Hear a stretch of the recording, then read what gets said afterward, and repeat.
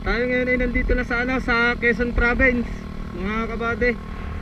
At ito yung view na makikita dito sa pagra-ride. Sobrang ganda ng lugar.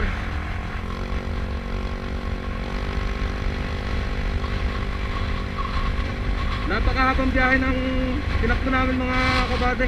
Bali kami ay simula Batangas City hanggang dito sa Quezon Province ay nasa 3 oras na kami ng biyahe ng pagmumotor. At sobrang init na talaga. Bali ang oras ay 10:30 na ng umaga. Sobrang sakit na ng init.